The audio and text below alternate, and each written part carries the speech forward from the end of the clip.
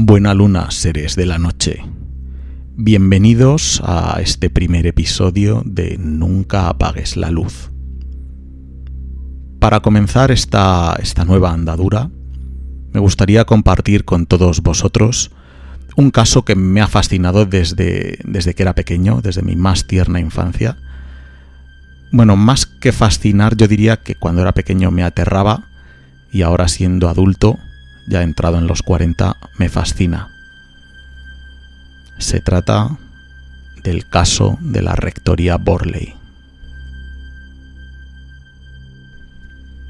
Antes de continuar, permíteme la osadía de darte unas pautas, unas premisas, unos breves consejos para que puedas disfrutar del programa en todo su esplendor. Intenta escucharlo de noche, en un lugar lo más tranquilo posible, con una luz muy tenue, por ejemplo, en la cama, justo cuando te vayas a acostar, tal vez, si no, en la tranquilidad de tu sofá en el salón. Pero hay algo muy importante, algo que no debes olvidar. Estés donde estés, mientras me escuches, es probable, muy, muy probable, que no estés solo ni seguro en la oscuridad. Por tanto, nunca apagues la luz.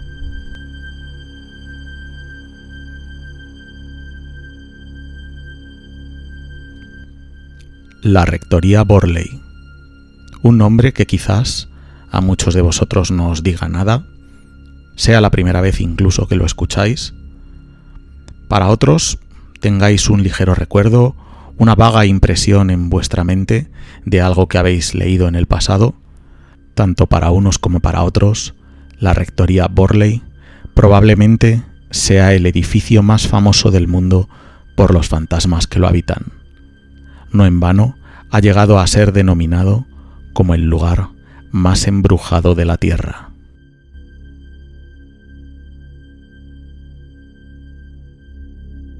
La Rectoría Borley, una lóbrega mansión de ladrillo rojo con 23 habitaciones, que fue construida en 1863 en Inglaterra, entre los límites de los condados de Essex y Suffolk, y cuya finalidad era la de albergar al reverendo Henry Bull, a su mujer y a sus 14 hijos.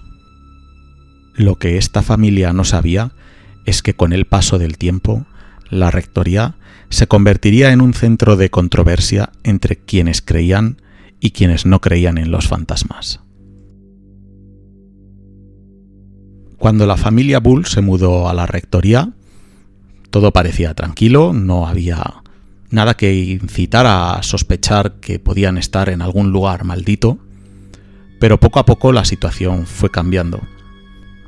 A medida que pasaban los años, comenzaron a suceder cosas cada vez más extrañas. Por la noche se oían pasos y pequeños golpes. Sonaban las campanas y se escuchaban conversaciones. También se oían canciones fantasmagóricas provenientes de la cercana iglesia de Borley. Uno de los 14 hijos del reverendo se despertó una noche bajo los efectos de una terrible bofetada. La marca de 5 dedos garriformes quedó estampada en la tez del pequeño. Otro de los hijos vio a un hombre alto a los pies de su cama. Parecía ir vestido con un traje pasado de moda, como de otra época, y se quedaba estático. Simplemente le miraba taladrándolo con unos ojos vacíos. Y en una ocasión simplemente levantó un brazo para señalarle sin mencionar palabra alguna.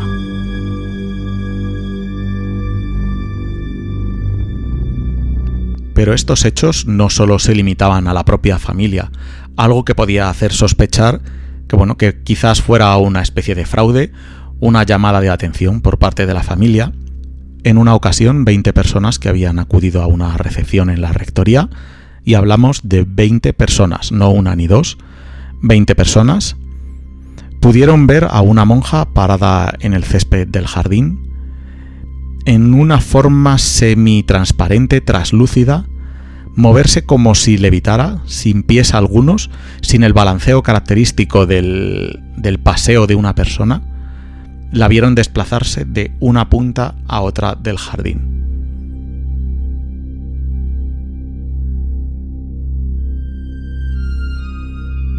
En otro momento, los sirvientes que trabajaban en la propia rectoría pudieron contemplar un carruaje fantasmal tirado por caballos igualmente espectrales que galopaba por el parque de un lado a otro, como si estuviera tratando de encontrar algo o de llegar a algún sitio antes de que sucediera alguna catástrofe. Otra vez se vio a un hombre sin cabeza y a una mujer vestida de blanco que le acompañaba de la mano.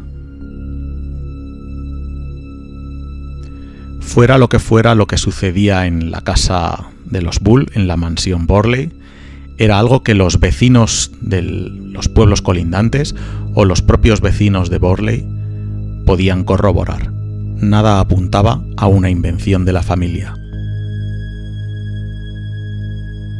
Poco a poco los hechos fueron incrementándose y la virulencia de los mismos cada vez fue mayor, y el cenit de la misma llegó cuando, una vez la familia Bull ya no vivía en la casa, esta fue cedida a otro sacerdote, al reverendo Eric Smith, el cual, tras pasar un breve periodo de tiempo en la casa y ver todo lo que allí sucedía, dio a conocer a los periodistas del Daily Mirror la extraña casuística que estaba padeciendo. Aquello fue toda una explosión. La noticia sobre el embrujamiento del rectorado Borley corrió como la pólvora por todo el país. El mismísimo editor del Daily Mirror decidió ponerse en contacto con el parapsicólogo Henry Pierce ante la inusitada repercusión que había producido el incidente. Harry Pierce, miembro de la Society of Physical Research y fundador de la National Library of Physical Research, dependiente de la Universidad de Londres, acudió al enclave endemoniado y comenzó a recabar toda la información posible. Los primeros resultados sobre la mansión Borley fueron realmente espectaculares. El paraje contaba con un extenso y trágico pasado marcado por la muerte e insólitos incidentes enigmáticos. Según diferentes estudios históricos, aquel solar había sido durante el siglo XIII el punto donde se asentaba un convento en el que se produjeron varios crímenes.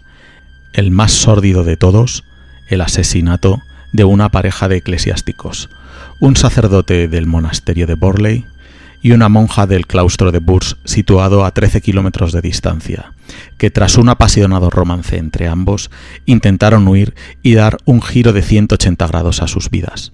Finalmente, como era de esperar, tuvo un desenlace fatal.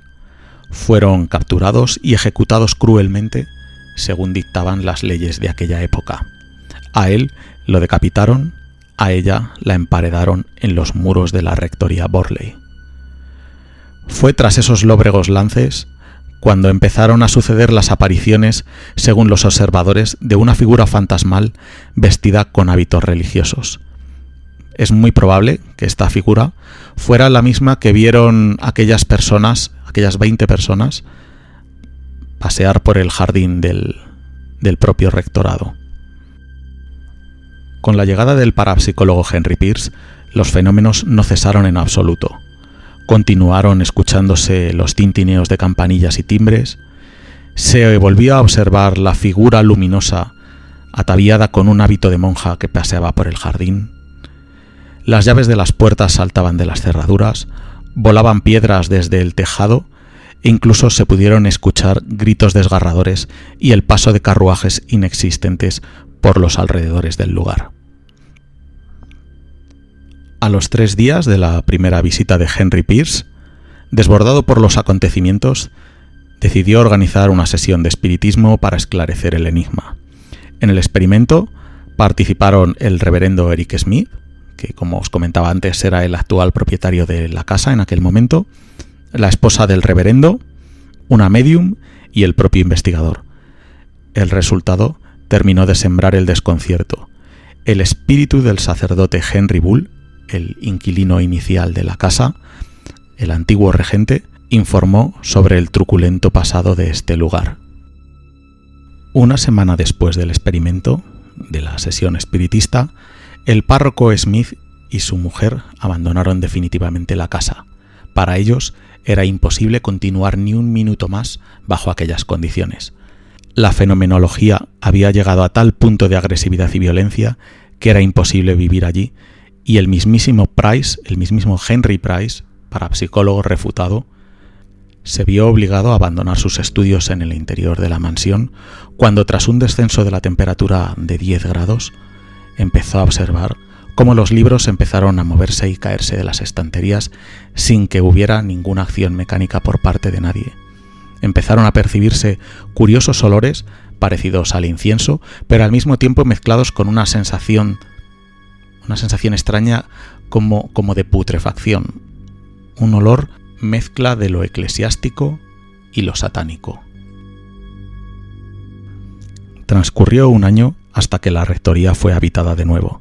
Esta vez le tocó el turno al clérigo Lionel Foister, primo del fallecido reverendo Bull, el inquilino inicial de la casa. Junto con el clérigo, con el padre Foister, se mudó su mujer Marianne. Durante los primeros meses reinó la paz, pero todo cambiaría repentinamente. Volvieron nuevamente los timbres a sonar y las campanas a tañir. Se escuchaba el arrastrar de cadenas, se materializaban relojes, monedas y, lo más espectacular, comenzaron a aparecer mensajes escritos en las paredes. Unas misivas presuntamente realizadas por entidades del más allá, en las que de una forma desgarradora pedían auxilio. «Por favor, ayúdame, Marianne», eso decía una de ellas. «No puedo entender, dime más», decía otra. Eran mensajes que, por algún motivo, parecían estar dirigidos a la mujer del reverendo, a Marianne. Como era de esperar, Foister y Marianne volvieron a requerir los servicios del parapsicólogo Price. Aquí perdonarme el inciso, pero lo que no entiendo es por qué, en vez de marcharse de la casa y olvidarse cuando tú ves que algo está endemoniado, poseído o que hay algo maligno en la casa, ¿por qué te quedas? ¿Por qué intentas luchar con ello? Te vas, quemas la casa y te olvidas del caso para siempre. No sé, eso es por lo menos mi perspectiva. Pero bueno, Foister y Marianne decidieron contactar de nuevo con el parapsicólogo Price, el cual acudió esta vez junto con dos de sus compañeros, dos empleados, dos colegas de profesión, los cuales también llevaron un equipo móvil compuesto por cámaras fotográficas, cintas métricas, polvo para impresionar huellas, una cámara cinematográfica de 16 milímetros, filtros luminosos y acústicos y varios instrumentos de medición térmica. Durante el trabajo de campo que se efectuó, aumentaron los mensajes. Parecían ser crípticos, encerraban algún tipo de información especial, y de entre todos, uno de ellos de carácter profético y apocalíptico. Este marcaría los designios del caso. Esta casa será pasto de las llamas. Así rezaba el mensaje más apocalíptico que se había recibido.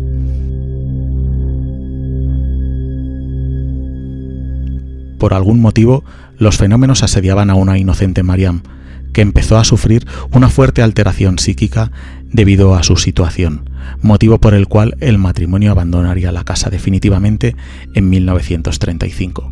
Personalmente, yo lo habría hecho, como os decía antes, muchísimo antes. La rectoría Borley quedó nuevamente desamparada. Nadie parecía ni poder ni querer habitar entre sus muros. Armado de valor, Harry Price, el parapsicólogo, aprovechó esta circunstancia para promover nuevos experimentos.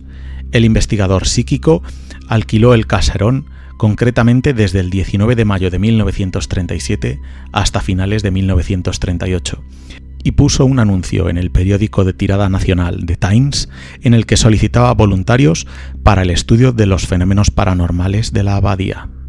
El texto rezaba así: se buscan personas responsables, inteligentes, intrépidas, críticas e imparciales para realizar turnos de observaciones en una casa. Si no saben nada sobre la investigación psíquica, mejor.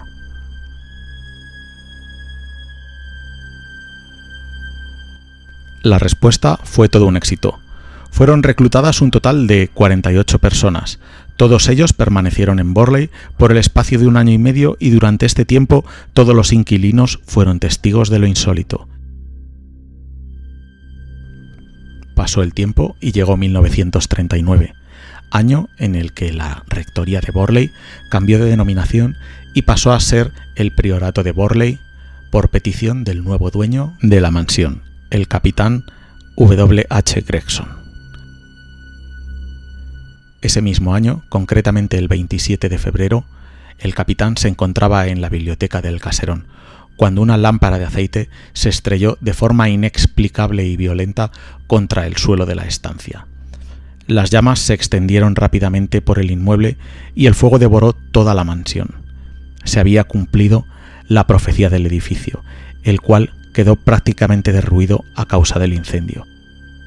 Varias personas declararon haber visto a una niña asomada a una ventana del piso superior en el momento en el que se desencadenaba el siniestro. La policía de la localidad, a su vez, recibió declaraciones de numerosos testigos que afirmaban haber visto a un hombre vestido de gris escapar de aquel infierno.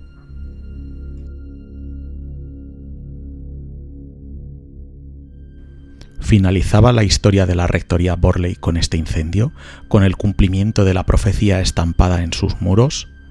La respuesta es no. Durante la demolición del edificio, el cual quedó prácticamente derruido a causa del incendio, varios obreros aseguraron haber observado extraños portentos entre las ruinas del inmueble y se descubrieron restos óseos. ¿Correspondían aquellos huesos a la monja emparedada siglos atrás? No lo sabemos a ciencia cierta, amigos, pero de lo que no hay duda es sobre las aterradoras manifestaciones que los empleados en el derribo pudieron vivir. Episodios que hicieron nuevamente poner de actualidad a Borley, ya que un reportero de la publicación Life, mientras realizaba un reportaje gráfico de las obras, pudo captar en una fotografía el presunto vuelo de un ladrillo entre los cimientos de la mansión desvencijada. Todo un documento. Harry Price, el parapsicólogo, cerró definitivamente el caso tras dar cristiana sepultura a los macabros restos hallados en las ruinas del inmueble. Todas sus conclusiones fueron recogidas en dos gruesos libros, el primero publicado en 1940 bajo el título The Most Haunted House in England, la casa más encantada de Inglaterra, y el segundo The End of Borley Rectory, el fin de la rectoría Borley, publicado en 1945, 3 años después de su fallecimiento. Hasta este momento, nada hacía pensar que lo que había sucedido en la rectoría Borley pudiera ser un fraude. Nadie parecía dudar de la odisea fantasmal, pero en 1956 el endeudamiento de la rectoría Borley y las investigaciones que allí se realizaron fueron puestas en entredicho. Dos miembros de la Society for Physical Research, Charles Hope y Henry Douglas, solicitaron una revisión de los trabajos de Harry Price. El comité de la sociedad accedió a la petición de los estudios paranormales y comenzó la fiscalización de toda la documentación existente sobre el caso que se encuentra en la Universidad de Londres. Tras 5 años de estudio, los resultados fueron publicados bajo el título The Haunting of Borley Rectory, el encantamiento de la rectoría Borley en 1956. En opinión de Hope y Douglas, muchos de los fenómenos que se produjeron en el caserón religioso fueron fraudulentos. Es más, aseguraban que detrás de muchos de los presuntos incidentes poltergeist se encontraba el propio Price. Esto, desde mi punto de vista, era algo que era verdaderamente incomprensible, ya que Harry Price solo había visitado el lugar en una ocasión, cuando lo habitaban Foyster y Marianne, por un periodo de tiempo en el que se llegaron a contabilizar más de 2.000 fenómenos paranormales, pero fuera de ese periodo, Price nunca estuvo en la casa. Incluso los estudios posteriores que estuvo haciendo los hizo con el material que había recogido previamente. Y hay que recordar que muchos de estos incidentes son previos a la llegada de Harry Price. Estaba el reverendo Smith y estaba el reverendo Bull.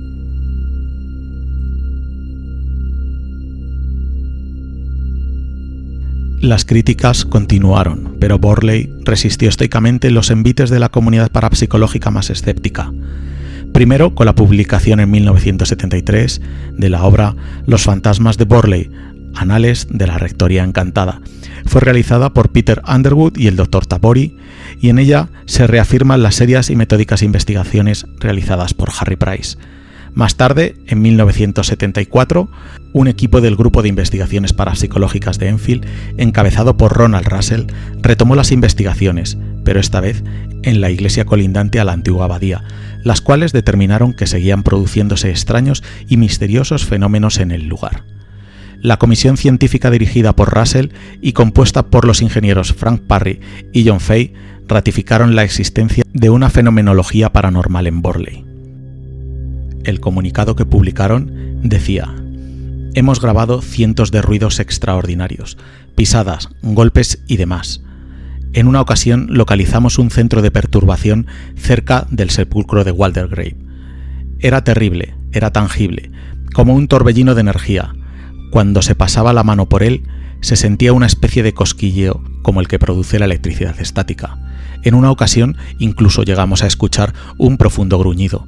Y así continúa la publicación página tras página. La rectoría Borley, realidad para muchos, ficción para otros, pero lo que sí que está claro es que nadie sabe a ciencia cierta quién o qué originó los espantosos sucesos de la rectoría Borley. Pero lo que sí que es cierto es que en pie queda el hecho de que en el edificio de la rectoría sucedieron cosas que nadie puede explicar y que aún hoy en día todavía suceden. Son conocidos los casos de faros de automóviles que al acercarse a la rectoría dejan de funcionar, cámaras de vídeo, linternas, móviles, cualquier tipo de aparato electrónico falla al mismo tiempo, siempre al iniciarse una investigación sobre el terreno. Y es que, como afirmó Harry Peirce, Borley ha sido, es y será el lugar más encantado de la Tierra.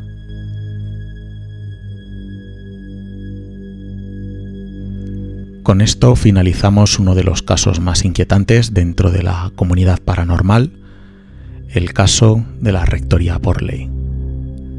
Espero que lo hayáis disfrutado tanto como yo, que os haya producido una sensación extraña en el cuerpo, que os resulte incómodo mirar debajo de vuestra cama, levantaros e ir al baño, el mirar desde vuestro sofá hacia ese lúgubre pasillo que tenéis al fondo de la estancia, por si acaso algo os acecha. Pero recordad que en la oscuridad no estáis solos ni seguros, por tanto, nunca apaguéis la luz.